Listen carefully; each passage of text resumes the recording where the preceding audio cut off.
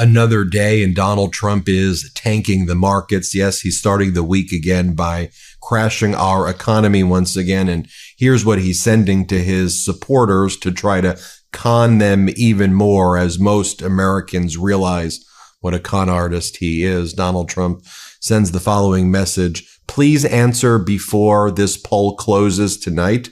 Would you accept a Doge dividend check signed by Trump? Should Trump give Doge savings back to American citizens via check? Then Donald Trump puts his top national economic advisor, Kevin Hassett, on CNBC. And here he says that the reason that we're seeing GDP contraction and likely a recession is it is Biden's fault. He says this is Biden's economy. Biden's doing everything wrong. The Trump administration, the Trump regime is absolutely panicking today.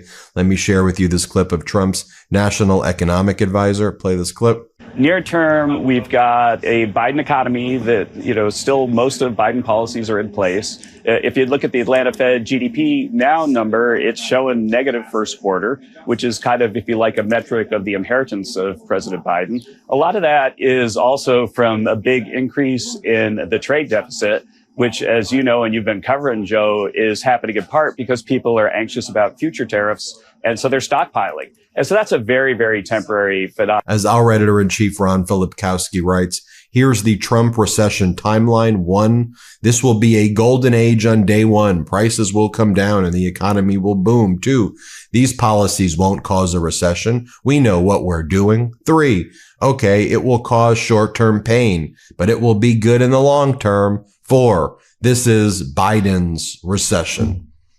That's the pattern that we've seen. One of the things we're seeing as well, as Luke Cower writes, last week was the first time since 1988 that U.S. stocks fell 3%, while global stocks that are not the U.S. related stocks rose 2.5%. So the market's actually doing well outside of the U.S., but the U.S. has become a toxic cesspool because the White House is a toxic cesspool. I mean, just take a look at this right here. A whole bunch of themes are getting absolutely destroyed today, as George Perks writes. And it's not just AI adjacent stuff. Banks are down even more. Private equity is getting crushed. You name it. American companies are getting destroyed right now. And that means my 401k, your 401k, our pensions, our life savings is getting destroyed like we told you it was going to, because Donald Trump is an idiot and he's bankrupted every freaking thing essentially in his life. So yes, he was going to bankrupt it again. The guy who has bankruptcy after bankruptcy, who's the worst business person, who's a destroyer, who somehow convinces people that he's a good businessman, even though he's bankrupted all of his companies. Yes, guess what? He's bankrupting the United States again. And now he's panicking and lying and saying, oh, here's what's really going on. Here's what's really going on. Just front page today from the USA Today. A theme, though, that we've been talking about, as you know, front page on the Meidastouch network now for several months. Canadian backlash. Stores pull wine, whiskey from shelves over tariffs. Now, we told you, we said, this Canadian boycott is going to sting and hurt the United States far more than anyone has predicted. And how do we know that? Well, there's a reason why the Meidastouch podcast is the #1 podcast of all podcasts in Canada. We speak to Canadians. We speak to the Canadian leaders. We speak to the Canadian people all of the time. We knew that the tourism boycott was going to be more than 10%. I said it would be closer to 50 to 100%. People in Canada ain't traveling to the U.S. anymore. People in Canada ain't buying U.S. anymore. And they were our biggest trading partner. So of course it's going to impact us beyond even the retaliatory tariffs from them. And so as the markets keep on crashing, what's Donald Trump saying? Well, Donald Trump's saying that while he guts Medicaid, while he guts all of these programs that actually are vital to Americans, as he shuts down National Park Service rangers, as he screws Americans, he does say, though, he's moved on to his next target. He's now trying to defraud the people of Greenland. I mean, we know he said this before, but this was the post that he's made, and Elon Musk is reposting because Donald Trump has like just one or two tricks, right? He's got to go on and say, okay, maybe I'm tanking the United States. Greenland, you want me to make you rich? You want me to make you rich again? I mean, these posts are just ridiculous. As I made clear during my joint address to Congress, the United States strongly supports the people of Greenland's right to determine their own future. We are ready to invest billions of dollars to create new jobs and make you rich. What the hell are you talking about? Former President Biden invested billions of dollars in the United States with things like the Infrastructure Act, the Inflation Reduction Act, the CHIPS Act.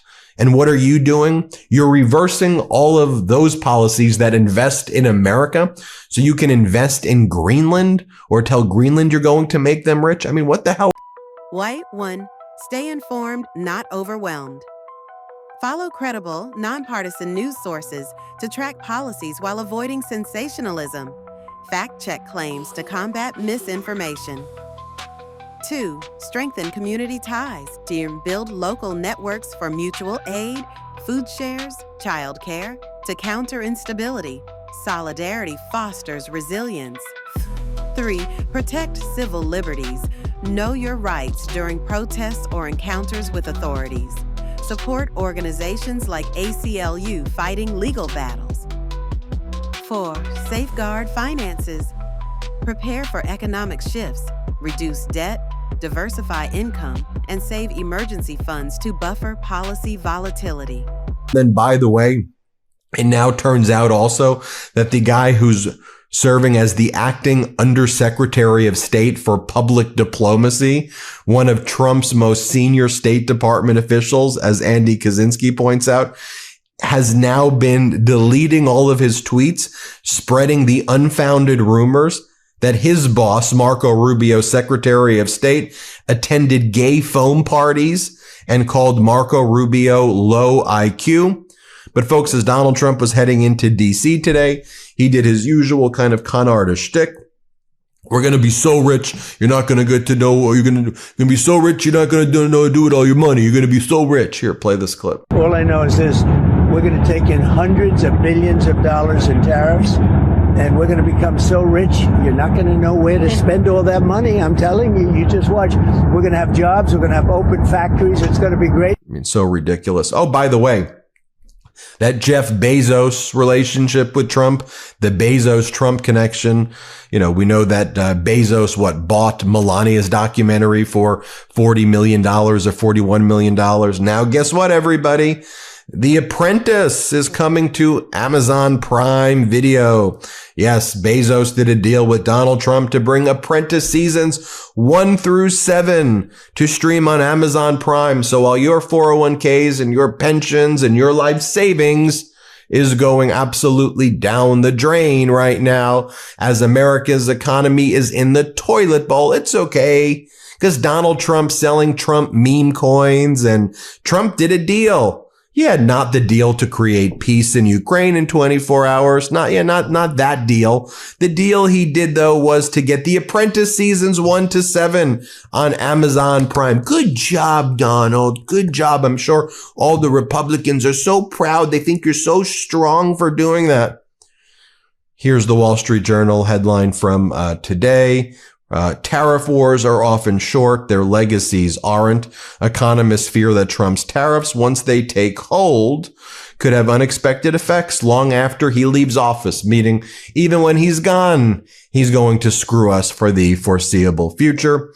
Oh, and then Donald Trump spends his time as well attacking the former Prime Minister of Australia, Malcolm Turnbull. That's how Donald Trump's spending his time. Not attacking Trudeau anymore. Now Turnbull, the former Prime Minister of Australia. Trump goes, Malcolm Turnbull, the former Prime Minister of Australia, who was always leading that wonderful country from behind, never understood what was going on in China, nor did he have the capacity to do so. I always thought he was a weak and ineffective leader, and obviously Australians agreed with me. By the way, this is what former Prime Minister of Australia, Malcolm Turnbull, said about Donald Trump. Play this clip. When you see Trump with Putin, as I have on a few occasions, he's like the 12-year-old boy that goes to high school and meets the captain of the football team. My hero. It is really creepy. It's really creepy. Now, and that struck you at the time? Oh, absolutely. It struck everybody. It was like you could touch it. It was creepy. The creepiness was palpable. Are you trying to say they're having a bromance? No, I'm not saying. I'm just telling you what I saw. Regrettably, the Republican Party under Donald Trump, and particularly the right wing of the Republican Party, are very sympathetic to Vladimir Putin. I mean, I've been with Trump and Putin. Trump is in awe of Putin. Tyrants are often popular. You see, the key to democracy, liberal democracy, is that it empowers the majority, but it also, through the rule of law, constrains the majority. And if you get to the point where anybody who can muster a majority, and I don't think Trump can do that, by the way, but anyone who can muster a majority is given absolute power and then can do whatever they like to the minority, that's not a democracy. That is a tyranny. That is an autocracy. Even if it's got the support of 51% of the population, that is not what makes a democracy. A democracy, as we understand it, is one where the rule of law protects all citizens and the rule of law applies to all citizens, whether they're the president or the prime minister or an ordinary, elector. And you want me to show you how Turnbull was right? This was Donald Trump last night being asked if you believe Putin is disrespecting you by attacking Ukraine. Let's play it. This week.